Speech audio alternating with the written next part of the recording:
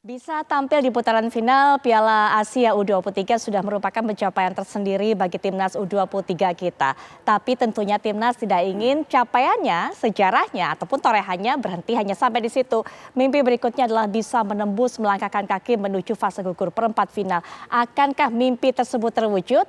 Syaratnya adalah mengalahkan atau ya setidaknya menahan imbang Yordania. Dan itu akan ditentukan dalam pertandingan yang akan berlangsung pada malam hari ini. Mampukah pasukan Sinteyong? Nah, kita akan membahasnya bersama dengan para narasumber, baik yang menemani saya di studio ataupun juga yang akan memberikan laporan pandangan matanya, memberikan bagaimana pandangannya langsung dari Qatar, karena nanti juga akan menyaksikan bagaimana panasnya dan juga bagaimana serunya pertandingan ini. Sudah hadir di samping saya yaitu pengamat sepak bola Bang Firzi Idris. Selamat malam Bang Firzi. Halo, malam Putri. Halo, ya. Dan juga kita kedatangan legenda dari timnas kita yang juga akan memberikan pandangannya, termasuk juga apa yang dirasakan beliau pada saat bersama dengan timnas dan ada dalam fase-fase yang begitu menentukan. Bang Peri Santria. Assalamualaikum warahmatullahi wabarakatuh. Selamat malam Bang Peri. Nah, saya akan juga sapa ini narasumber berikutnya, bukan narasumber asing, bukan dari Qatar, tapi Bang Effendi Ghazali yang pergi ke sana untuk menyaksikan pertandingan ini. Bang Ege, selamat malam. Assalamualaikum warahmatullahi wabarakatuh. Waalaikumsalam warahmatullahi wabarakatuh. Selamat sore waktu Qatar, Coach Peri, Bang Firzi, kemudian Putri. Saya rasa kita perlu sama-sama lagi di Piala Dunia nih ya. Saya dari sini tetap juga mendengarkan TV One, kemudian juga Bang Lalu Mara dan semua yang lain. Tapi intinya supporter di sini malam ini akan memenuhi stadion, tapi Jordania jangan-jangan bisa sama banyaknya dengan kita supporternya. Oke, nanti Bang Egy juga akan berikan laporannya ataupun juga informasinya mengenai supporter yang pasti seru karena bisa menjadi tenaga tersendiri untuk mendorong motivasi dari para pemain kita. Tapi Bang Peri, ingin sekali kita mendengarkan ceritanya berbagi pengalaman. Ketika ada di fase seperti ini begitu menentukan karena Australia, Yordania, Indonesia semuanya sama-sama memiliki kans untuk bisa lolos ke fase berikutnya. Seperti apa tekanan yang dialami oleh para pemain biasanya? Yang pasti kalau kita menghadapi pertandingan sekarang ini yang menentukan perjalanan kita hidup mati kalau dibilang ya. Hidup mati ini sangat tegang sekali ya. Ini sangat berpotensi larinya kita ini ke mental gitu. Oke. Ini tergantung semuanya mental kita itu kuat apa enggak. Itu aja. Kalau kita mental dan kita udah siap, saya rasa itu semuanya aman. Baik.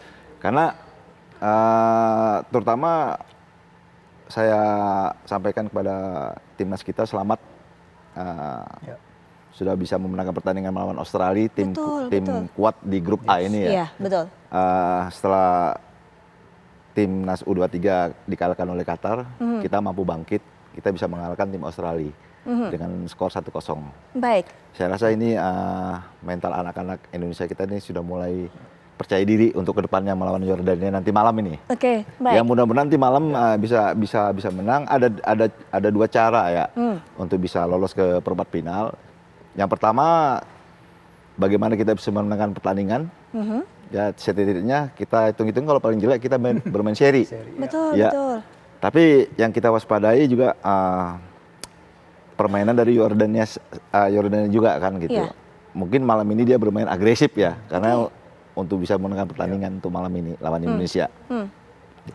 Meskipun nanti Australia lawan Qatar, Australia bisa memenangkan pertandingan, ini kan nilai sama ini dengan Indonesia. Betul. Itu mungkin mereka bicara dengan head to head, mereka harus golin lebih banyak dari head to head. Jordania. Yordania juga harus bisa mengalahkan Indonesia lebih dari 1. Karena kalau tidak lebih dari 1 nggak bakal lolos. Baik. Yordania ini kan Mbak Firzi selalu terkenal dengan kekuatan fisiknya. Mereka bisa tahan imbang Australia. Bahkan kemarin juga nyaris terhindar dari kekalahan saat berhadapan dengan tuan rumah kalau tidak ada gol yang di saat-saat terakhir itu. Begitu kan? Kalau kekuatan fisik seperti itu ditambah nanti mungkin ada prediksi dari Bang Peri akan tampil agresif. Bagaimana timnas kita bisa mengantisipasinya? Ya, jadi ada dua tampang dari Yordania yang kita lihat ya di turnamen ini ya. Pertama ketika mereka menghadapi Australia, mereka bermain sebagai low defensive block, bermain dengan possession hanya 30%, termasuk ketika mereka bisa menyelamatkan hasil seri tanpa kebobolan walaupun mereka bermain dengan 10 orang dalam 9 menit terakhir. Tapi ketika melawan Qatar, tadi mereka berani menyerang. Possession mereka bisa menorehkan hingga 70%. Mereka bahkan hampir memenangkan pertandingan pada menit 10 injury time kalau tembakan pemain nomor 7 mereka, Arif El Hadj itu nggak melebar. Jadi, tapi setelah itu mereka justru kembali menerima serangan dan habis itu kebobolan dari situ. Jadi memang swinging banget. Kita tahu Jordania tim seniornya berhasil menembus final Piala Asia Senior yang kemarin ya. Untuk kali pertama sepanjang sejarah mereka. Tapi kalau kita bicara mental, tadi Bang Peri juga udah bicara mental, it's not easy, nggak mudah bermain di Piala Asia U23. Pastinya. Karena Thailand 4 penampilan mereka di Piala Asia U23 ini 3 kali mereka nggak keluar dari fase grup. Vietnam U23 mereka debutnya di turnamen tahun 2016 mereka kalah 3-3 pertandingan di fase grup. Jadi mereka ada suatu mental yang harus bermain dari anak-anak muda ini. Oke, kalau bicara mental sebenarnya positioning tim kita cukup unik ya Bang Peri ya.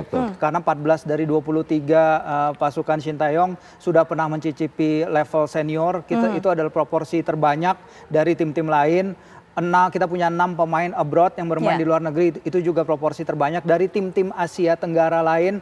Jadi di sini kita menghadapi suatu situasi di mana oke, ini adalah debut kita di turnamen ini, tapi di satu sisi kita punya pemain-pemain yang bahkan udah pernah main loh lawan Argentina ketika Juni 2023 lalu. Rizky Ridho, Hernando, Witan, itu semua udah pernah main lawan Argentina. Mereka tahu rasanya bermain melawan juara dunia dan sebagian dari mereka juga jadi core team yang menang di Hanoi, di Meidin setelah 20 tahun lamanya kita bisa menang. Jadi ya, ini adalah kesempatan berharga. Kalau mental berbicara, harapannya memang mental kita lebih siap daripada Jordania. Harapannya seperti itu, debut tapi harapannya nggak demam panggung. Dan itu semoga sudah teruji saat berhadapan dengan Qatar ataupun juga Australia.